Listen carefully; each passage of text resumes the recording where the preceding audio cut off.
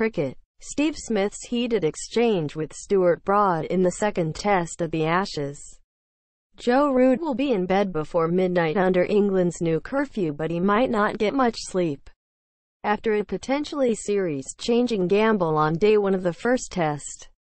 Root was widely slammed for his decision to bowl first after winning the toss and will be sweating after his bowlers failed to back him up as Australia finished 4/209 at stumps. Root had argued his decision would give him 2 opportunities with a new ball on day one, but his bowling unit wasted the first new ball and there is only time for 1 over with the second on a rain-affected day. I don't think England will be happy at all. Quote, Channel 9's Shane Warne said, "They won the toss. They put Australia in because they thought it was going to nip around all over the place and have only taken 4 wickets. They will be disappointed." Quote, England's pace attack lacked intent and bowled too short in the 13 overs that were managed before the tea break, missing a vital opportunity to put Australia on the back foot. That is the disappointing part of the day. Nine's Ian Ellis said, "The way they didn't back up the captain's decision. The first couple of spells with the ball were no good."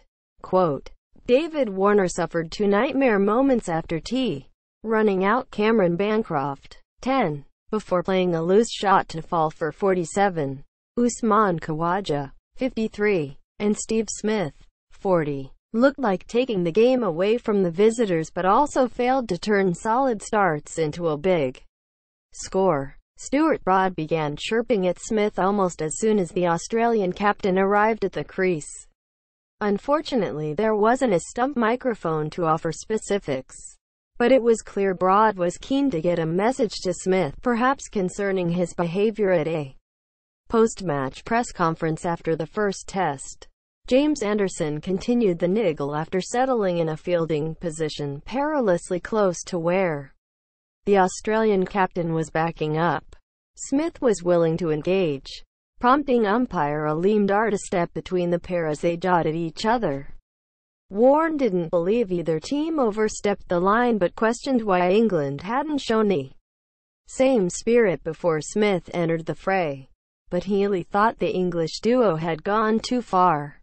"This is too personal today, I reckon," he said. Neither Broad or Anderson had the last laugh as English inclusion Craig Overton snuck one through the world's best batsman's defence to claim a memorable debut scalp.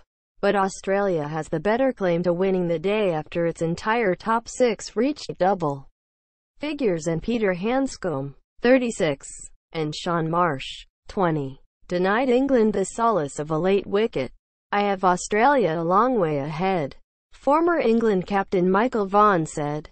"When you win the toss and bowl, you want more than 4. England didn't start well enough." Quote, Stuart Broad began chirping at Steve Smith almost as soon as the Australian captain arrived at the crease. Unfortunately, there wasn't a stump microphone to offer specifics, but it was clear Broad was keen to get a message to Smith, perhaps concerning his behaviour at a post-match press conference after the first test. The Aussie captain riled the English camp after seeing humour in teammate Cameron Bancroft's description of a headbutt he received from Palmy keeper Johnny Bairstow.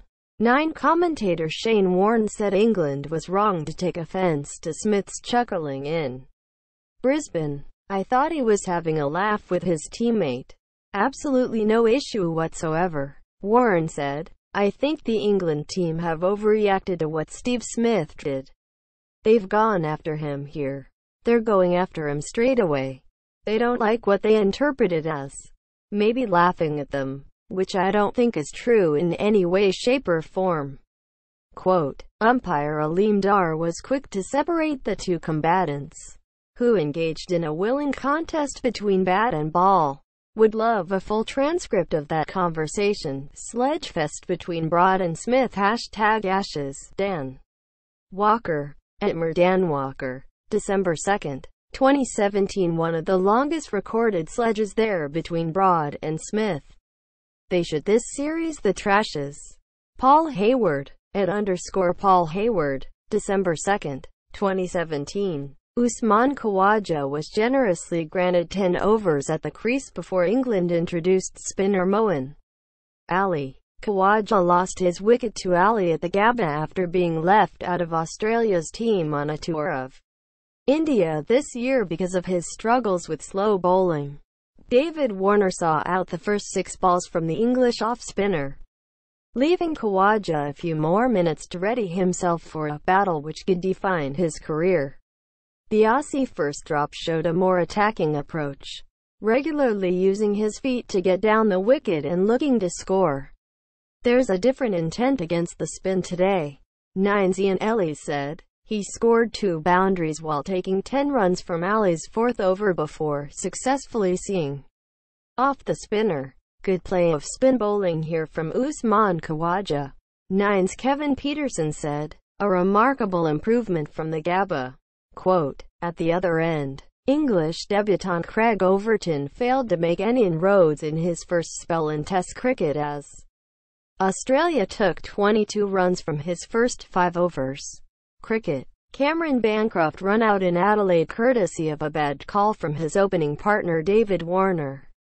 Australia's steady opening was ruined by a nightmare run out as play resumed after a lengthy rain break. David Warne blocked into the covers and called "yes" after Moeen Ali misfielded the ball. But he changed his mind when he realized how close Chris Woakes was to the ball, screaming "no" and stranding Cameron Bancroft in the middle of the pitch. The youngster attempted to turn and regain his crease, but Woakes made no mistake with a direct hit from a tight angle to end Bancroft's innings at 10. "Dave Warne has absolutely crippled poor old Cameron Bancroft," Nine's Mark Taylor said. "A yes, a no, a yes, another no and a run out. Just what you don't need to start a test match." Quote, "Replays confirmed Warner's guilt. It certainly unsettled Warne," Taylor said. "You can see Dave Warne